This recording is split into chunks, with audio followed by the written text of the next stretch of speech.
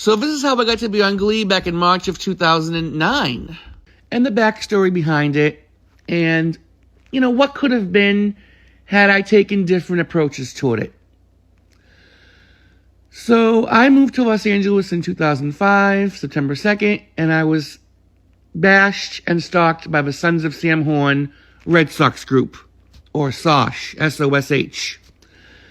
People from my high school, Central Catholic High School, I'm sure they're in that group. They knew of me, and they would bash everything I did. They would bash anytime something good would happen to me. I got the UCLA interview, they bashed that. I lost weight, they bashed that. I moved to Los Angeles, they bashed that.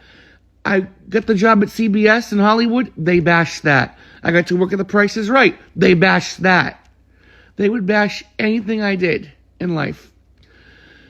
So I started doing extra work a little bit in 2007. Then I stopped. I only did 5 days of it. Ironically, the first show that I did extra work on was Nip Tuck, which was a Ryan Murphy production. And the whole time since 2005, my phone and my computer were being hacked. And I knew they were being hacked because I would watch the signs that were happening. People would call my phone and they'd go, "Hi, this is Tammy," when I was hanging out and going out with Annette Funicello's niece. They would tell me, "Oh, they're following your every move."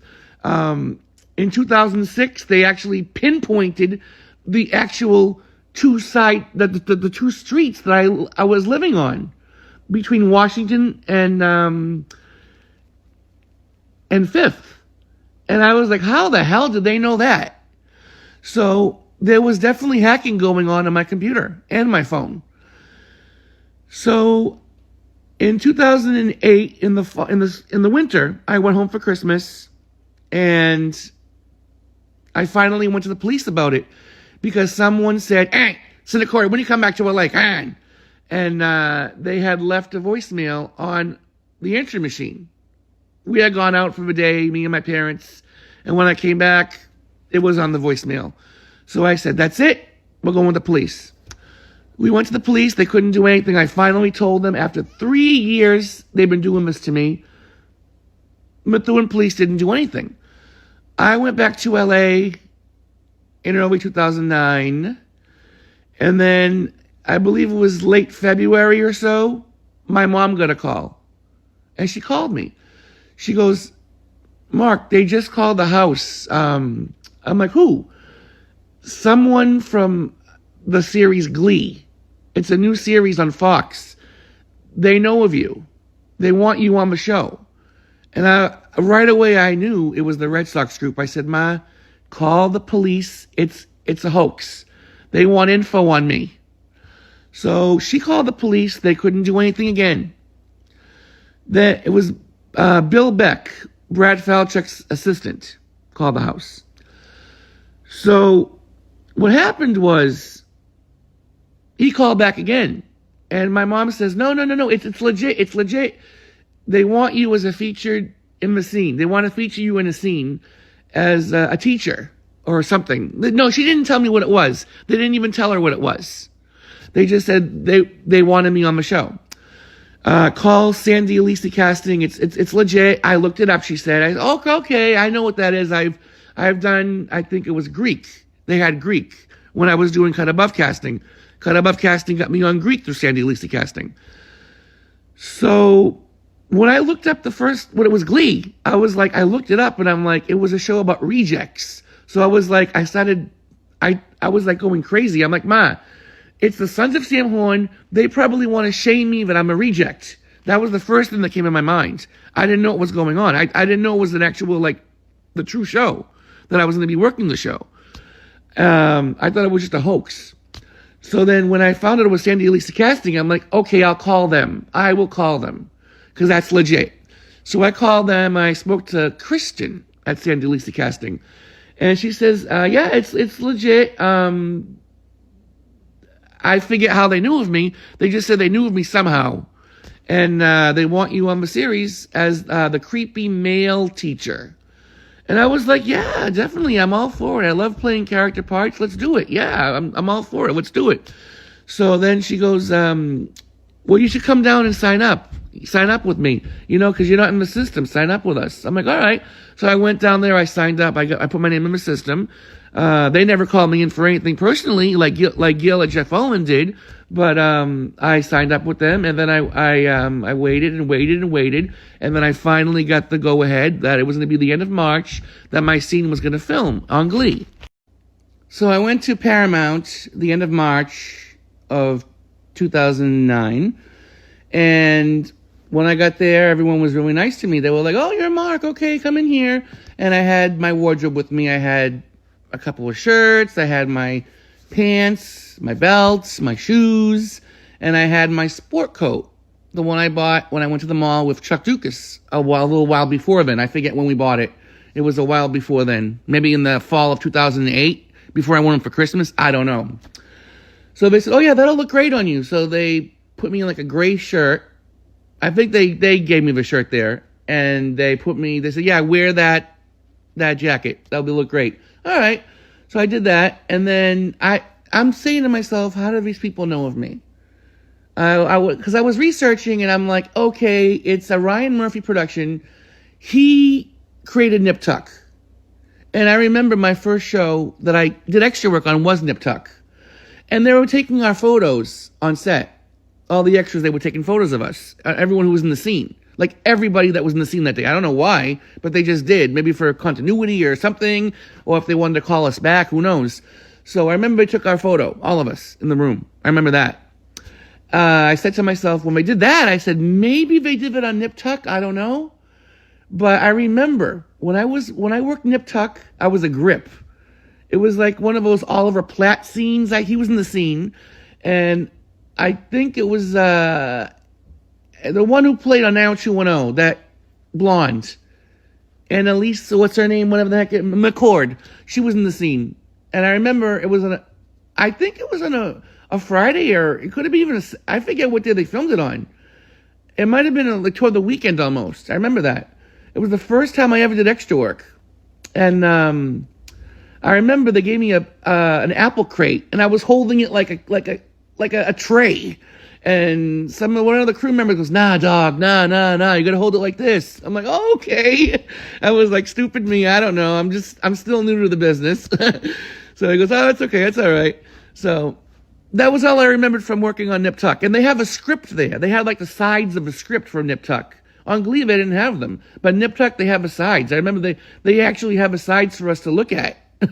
Like the actual script.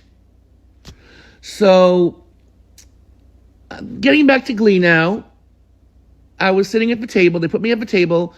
Mark, you're going to be sitting here. I'm pretty sure it was Brad Falchuk, because he directed the episode. He directed it. And I remember he was behind the camera, like when they were filming, like near the camera.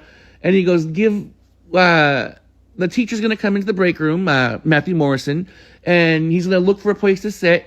And he's going to see the table is empty in front of you, and you're going to give him like a really creepy stare, like something. Like play him like a creepy math teacher with a secret on his mind. Okay. So then they were doing, I think they were testing the sound. So I think they made me say like a couple of words to get the sound good in the scene. So I said, yeah, whatever you want me to do, I'll do, So all I said was that. I wasn't like milking myself. I wasn't pimping myself like my ex-best friend Chuck Dukas did every opportunity he got. And I even told Chuck, I said, they want me on the show. How do they know of me? Oh, well, you're famous. You're famous. Yeah, famous, all right.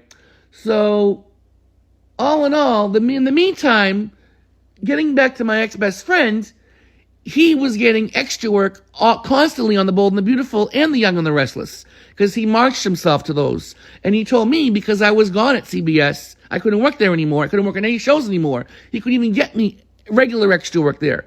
And being an extra on those shows, the extras casting, they give you lines. You don't even need an agent for that. When you audition, you keep going back to audition if they need you to, and you eventually will get a line. Eventually. So as I was getting Glee, he got called in by Extras Casting to be a CBS page in the ticket booth on Fairfax because Drew Carey was doing the Price is Right episode with Allie Mills and the other woman on the show. So I knew something was up. I said, why did they make him the page? Because they knew he was a page before. When I was gone at CBS, Sons of Sam Horn tried getting me fired several times. So, and then they blamed me. They said, oh, it's your fault you're gone. It's your fault. And anything I do at CBS, they would say, oh, Chuck is better than you. He doesn't need you there. They'd read my live journal. They'd see all the bad things Chuck was doing, stealing in stores, having affairs with married women, taking the sign-in sheet for The Price is Right, everyone's names for possible contestants, going on MySpace and Facebook, finding them, going out to them at bars, betting them, and me, I'm telling him, Chuck, don't do those things. It's immoral. It's wrong. But Sons of Sam Horn, they're different than me. They want bad to happen, and they supported that. So getting back, okay, I was on Glee in that episode. I'm in the scene, and I'm doing the scene, and it was fun. It was nice. But all I said there was, guys, if you ever need me for anything, I'm there. That's all I said. I didn't beg. I didn't whine. I didn't shove my resume like Chuck Dukas would. If I did that, I would have gotten blacklisted. Or they would have said, Mark, we only wanted you in the scene as a little character, and you're doing that. Get out of here. That's what they would have told me. Because I remember when I worked on Grey's Anatomy, a year later, that's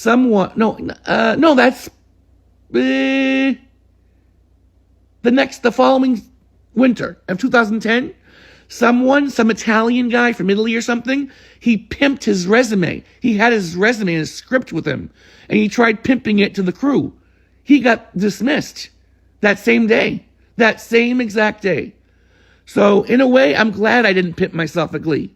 I just was nice, I was kind, and I said the truth. I'm like, if you guys need me for anything, whether it's, a stare, whatever, I'm there, But deep down inside, I was struggling. And Sons of Sam Horn knew I was struggling. And Brad Falchuk knew I was struggling. Because they saw everything I was doing. They broke into my computer. They broke into my phone. They had private forums on me. And they knew all the bad things people were doing that I didn't like. And they supported it. They liked it. And they'd mess with my mind continuously. They wouldn't mess with Chuck Dukas. Chuck Dukas had his parents supporting him. Definitely, for sure. Because by that time, Chuck was still a PA and an extra. That's it. Me, I was struggling as an extra. I was struggling to get work. I was struggling with real estate. And I was working in real estate, too, at the time, with my broker, Sean. So I wasn't really that desperate to get work, but I said, I love being around the business. If you need me in any way, I'm there. But had I pimped myself, maybe I could have pimped myself to get PA work, because getting a PA job would have been more important than being just a featured extra. I would have valued that even more. I value my time at Fuller House and Price is Right more than Grey's Anatomy and Glee and Desperate Housewives. Those were only little featured moments.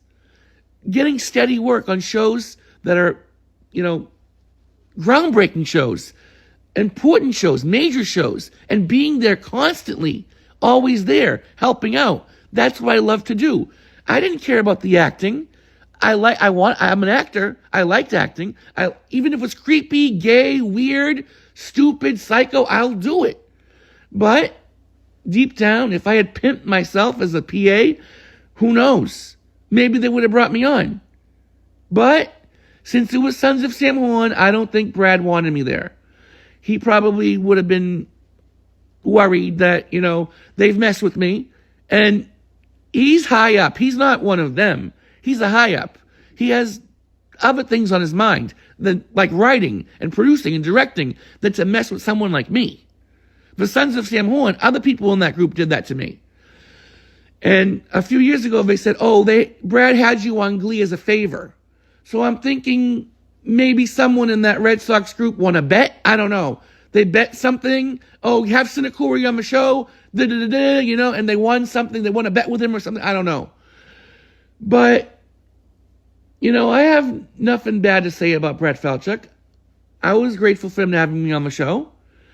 But then the 13th episode, I worked the show and I said, watch it in the fall. And then everybody in Sons of Sam Horn were talking about me and how Brett had me on the show, and he's in that Red Sox group. He's a user Punchado in there. Username Punchado. So, I couldn't do anything again about it, but my episode aired. They bashed it again. They bashed everything I did anyway, any form. And then I didn't really think much about it. I'm like, okay, I was on that one time. They're not going to need me anymore. And then I was watching the last episode of the first half of the season before the Christmas break. Preggers. I didn't watch the first minute. I didn't watch the opening scene when it originally aired. I watched after that. And then my friend from CBS, Charles Chen, messages me on AOL Instant Messenger. Hey, did you know they mentioned Mr. Sinakori on Glee? He told me about that. That was how I first found out. I was like, what? I know I was on Glee, but not Mr. Sinakori. No, they said that Mr. Sinakori, the creepy math teacher who always sings down the halls. You were mentioned in dialogue, your character. Remember that character that they told you to play? They used your last name and they defined it as Mr. Sinakori. And I was like, you got to be kidding me. So then the next morning when it was on Hulu, on IMDb, Hulu, whatever, I watched it and I'm like, oh my God. I couldn't believe it. I'm like, wow. So, and I asked everybody. I asked my ex-best friend, Chuck. I asked Paul Chitlick, my former professor at UCLA, what do I do? And they just said, Paul told me to write to Brad Falchuk, to give him a letter thanking him for having me on the show, that I heard the reference, and I'd be open to going back anytime soon. So I did that. But I don't know if he got it. I don't know if they threw it away in the trash. Who knows? So after that point, it was just, I made videos. I made some tweets. I'm like, if you need me back, I'm there. Don't feel afraid because you're in that Red Sox group. I'll go back. I'll go back for anybody. No matter who it is, no matter what show it is. Because I liked working. I liked it when I worked the show. It was a nice crew. It was a nice cast. And, any opportunity I got, I'd go, And then, after that point, it was just, I even emailed Sandy Alisi, Kristen. I said, they mentioned my name, they mentioned my character, and I followed up a few times about it. I'm like, let me know if they need me, because they contacted her. They contacted them to get me on the show. If they need me, I'm there. Like, don't call my mom, call you guys, Let them know to call you. Okay, all right. Nothing yet. I've heard nothing. And then I had left Cut Above Casting. I went to Book Talent. I left them. I went back to Cut Above. And then Lisa Marquise goes, I took you back, but I've been hearing, Kristen at Sandy Alisi was saying, you've been kind of pressuring over there with them. I was like, with the Glee thing, that was it. Because they had mentioned my character's name, and I told her what happened. I said, Brad Falchuk had me on the show. It relates to this Red Sox group that had me on the show. I'd be open to going back even if he wanted me in any way. They didn't have to feel afraid of having me back. I would have loved to go back. And that was it. And then I just dropped it. I never messaged Kristen again about that. I was like, if they need me, they know what to call. But then, after that point, the Sons of Sam Horn would contact me. And they'd tell me, because I wasn't watching Glee that much. Oh, Brad Falchuk gave you a shout out. He said he used Dr. Carl by John Stamos. Dr. Carl told Will Schuester, you got to loosen up and bing and get ridiculous. And that's what my ex-best friend Chuck told me in my when I wrote it in Live Journal back in 2007 or 6 when we went to clubs. Because he was all about sexing up people and, affairs with married women. And I wasn't like that. I was a good Catholic guy. And I got burned in the end by everybody for it. And then A while after that, they told me he gave me another shout out. The character of Quinn told Puckerman that he was the biggest French whore of them all. And that's when I kind of started getting really upset at everything in LA. Because I had that line on my YouTube back in 2006. Brad used that as his quote on SOSH and his username Ponchado. And it wasn't copyright. But here I am struggling to try to get extra work, trying to be a PA, and they're doing that. I mean, Brad knew I would have been open to going back anytime, even as an extra, even as a PA. But nobody wanted to help me in LA. I had to help myself. So maybe had I been more evil out there, I probably would have gotten blacklisted if I pressured, or pimped myself at the show. But I never did that. But maybe I should have. Maybe they would have had me as a PA, and I would have been happy. I would have been like, yeah, use my lines. That's fine. At least I'm working your show. I'm helping you guys out. I want to do that. I'm always available. I'm always devoted to all these shows, any show I work. But it didn't happen, and that's just like how the numbers were for me. My luck was not good. God did not favor me. God did not think highly of me. I had to fail in LA every chance I was able to get. And then, like, my ex-best friend Chuck would say, oh, my line on The Bold and the Beautiful was more legit than what you did. And he didn't even get mic'd. It got cut. The whole scene wasn't even shown. It wasn't even mic'd. Nothing. No credit. Nothing. He was just a page. And he put down he was a co-star. And me, if I put featured, they're going to say, Sons of Sam Ho would say I'm lying. You weren't featured. There I am. Face in front of the camera. That's not featured. So that's a little bit about my backstory on me on Glee. And how they used my last name and some quotes I said. And what could have been had I pimped myself. Or maybe what couldn't have. Maybe I would have blacklisted myself. I don't know.